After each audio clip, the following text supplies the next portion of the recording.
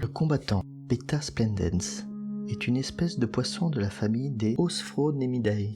Il est originaire des eaux douces tropicales du sud-est asiatique, Thaïlande, Cambodge, Vietnam, Laos et Malaisie. Cette espèce est très couramment élevée en captivité, comme poisson d'aquarium, un peu partout dans le monde. Des variétés domestiques existent dans différentes formes et couleurs. Dans ces pays d'origine, les mâles sont souvent utilisés pour des combats d'animaux. En effet, ils peuvent se montrer très belliqueux entre eux et livrer des combats parfois mortels. C'est pourquoi ils sont maintenus dans des aquariums séparés. Un aquarium cubique d'au moins 20 litres est nécessaire, ainsi que des plantes aquatiques et un chauffage pour aquarium. Sa température doit rester comprise entre 24 et 28 degrés.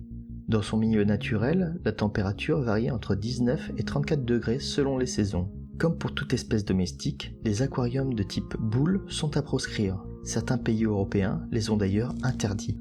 Dans la nature, le combattant est une espèce qui chasse son adversaire pour protéger son territoire. Il mesure en moyenne 4 cm de long. La forme sauvage a des nageoires courtes et est de couleur brunâtre. À l'origine, ce ne sont pas des poissons qui combattent jusqu'à la mort. La variété sauvage ne fait que s'intimider en paradant pour impressionner leurs congénères et le faire fuir. Contrairement à notre sélection de bêta actuelle qui peut aller même jusqu'à tuer une femelle à cause de sa sélection humaine pour le combat. Dans son milieu naturel, le combattant est un prédateur carnivore. Il se nourrit de petites proies vivantes comme les daphnies, artémia, vers de bananier.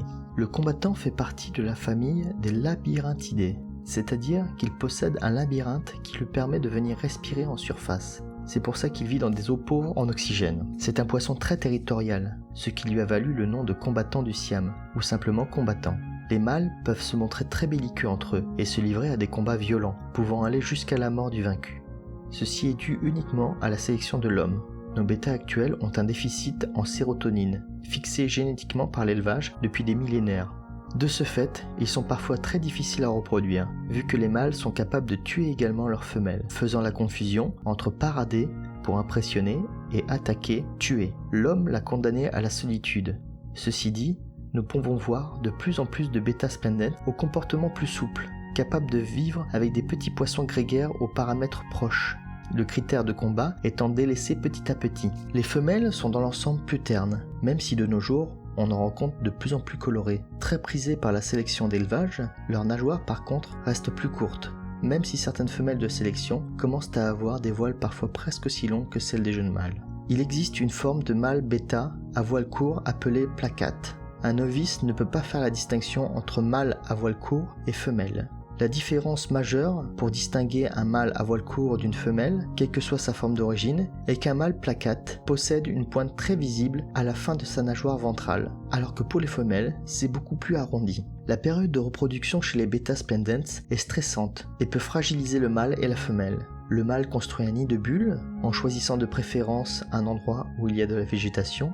Lorsque la femelle est prête à pondre, les bandes sur les flancs deviennent verticales et non pas horizontales, signe de stress évident. L'accouplement a lieu généralement après une période de course-poursuite avec de fréquentes morsures aux nageoires selon la réactivité des partenaires. Puis, le mâle va se montrer plus doux et va attirer la femelle sous le nid avant de l'enlacer pour expulser les œufs de son ventre. Les œufs coulent vers le fond et le mâle doit rapidement les récupérer dans sa bouche et les placer dans le nid avant que la femelle ne tente de les dévorer. La ponte peut durer 3 à 4 heures avec de multiples enlacements. Dès la fin de l'accouplement, le mâle chasse la femelle, considérée comme un danger pour la progéniture. Le mâle s'occupe seul du nid, mangeant les œufs non fécondés ou morts et prenant soin des autres. Les œufs éclosent au bout de 36-48 heures d'incubation. C'est un poisson qui est très apprécié dans son pays d'origine, où des combats entre mâles sont organisés de la même manière que des combats de coqs. Les races et variétés de cette espèce sont considérées comme domestiques, notamment en droit français. C'est l'un des premiers poissons à avoir été domestiqué, il y a plus de 6000 ans, chez de riches propriétaires en Asie, qui les élevaient dans de larges coupelles, ce qui en a fait des poissons très familiers. Au contact de l'homme, ils sont très réceptifs et observateurs, et requièrent un environnement stimulant pour ne pas mourir d'ennui. Le combattant est très territorial et bagarreur. Les mâles sont capables de s'entretuer au cours de longs et violents combats. Ils nécessitent d'être maintenus dans des bacs séparés.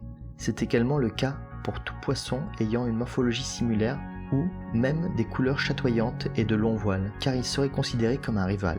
Seuls les groupes d'individus composés uniquement de plusieurs femelles peuvent cohabiter dans un même aquarium s'il est grand et suffisamment planté. Malgré tout, certaines femelles peuvent se révéler très agressives. Le risque de combat violent diminue lorsque le groupe est plus nombreux, car la possibilité de fuite est plus grande. L'aquarium d'un combattant contient donc des plantes et de multiples cachettes. Attention toutefois à ne pas prendre des décors coupants et rugueux qui déchireraient leurs nageoires. Dans un très grand bac communautaire, un seul individu peut vivre en bonne intelligence avec des espèces à la fois placides et d'apparence distincte.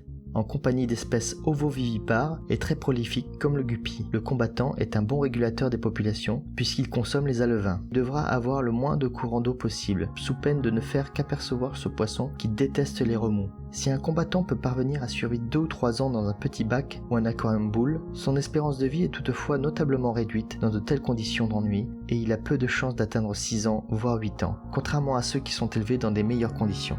Le combattant est l'un des emblèmes nationaux de la Thaïlande, où il est élevé sélectivement depuis plus de 6 siècles.